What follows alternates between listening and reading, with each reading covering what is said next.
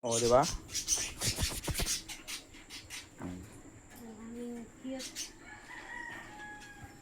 Dito muna kami nagluluto. Temporary.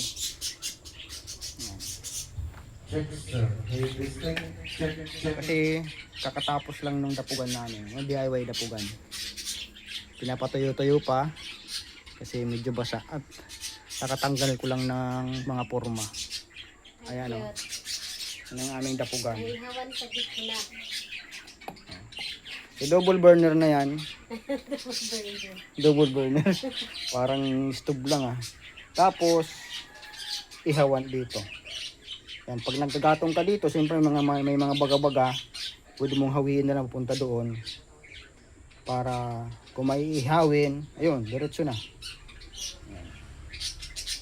So, ginawa namin double na para, yan, isang gatungan, isang salangan, ulam at kanin na yung maluluto natin. Sabay-sabay. Ayan. Pero temporary, gusto talaga ni Mrs. magsiga dito. Habang nagwawalis-walis daw, nagsisiga siya. Na may nakasalang na saging dyan na nilalaga. Okay, yan, naisip lang namin to. Kasi, ano naman, sa mahal ng gasolina, siyempre sunod-sunod na yan. Hanggang gasol, mahal na rin yan. Yan. I had mango. Ago ko na yung mango. Binikol ko lang. Ayan.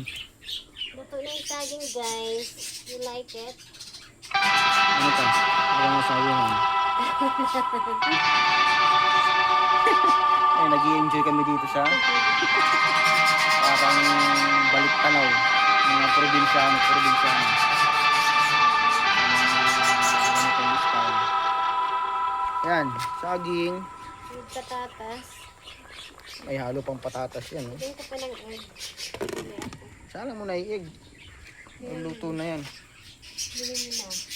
So, siyempre, dahil ginawan ko ng dirty kitchen daw ang tawag dito. Kasi nasa likod bahay namin. Diyan yung tapugan namin, oh. Ay, nilagyan ko na rin ng patungan ng ano, Sapuan dito. ng tawag niyan, mga panggatong. Tapos, siyempre binubungan ko yan bago kabig dito. Okay, yan. Puro na siyempre ano ng mesa para sa patungan ng dapugan. At balak ko pa na siyempre habang nagluto-luto, pwede kang maghiga-higa. Sarap maghiga-higa. So, gagawin ko pa yan dito ng higaan at upuan. At the same time, habang ang ingay ng mga ibon na to. So, nandito yung alaga naming ano ba to? Ibang tawag niyan?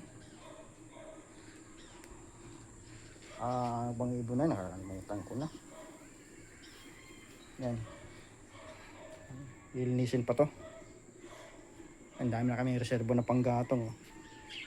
Kahit man lumas yung gasolina, tumaas yung gasol.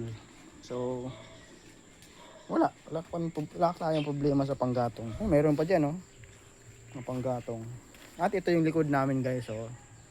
Ito yung isa sa nakaka-relax dito. Ang daming puno. Ang laki na ng ano namin, oh. Ano ba to? Anong tawag yan? Kalimutan ko. Habang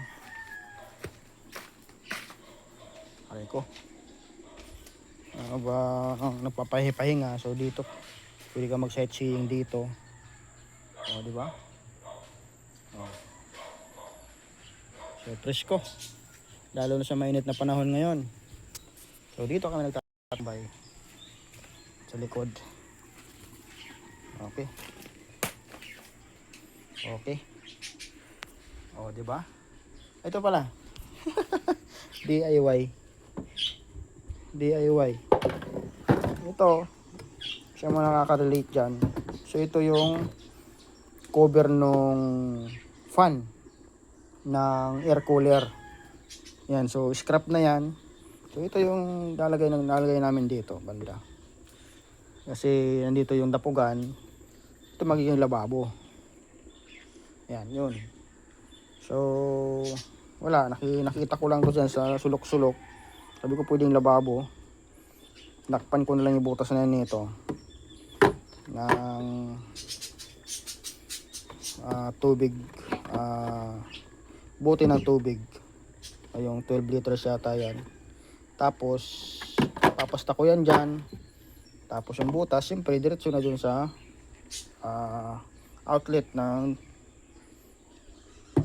mga outlet ng agusan ng tubig. So siyempre nakapurma yan dyan. At nalagyan ko ng tubo, pupunta na lang doon. Okay.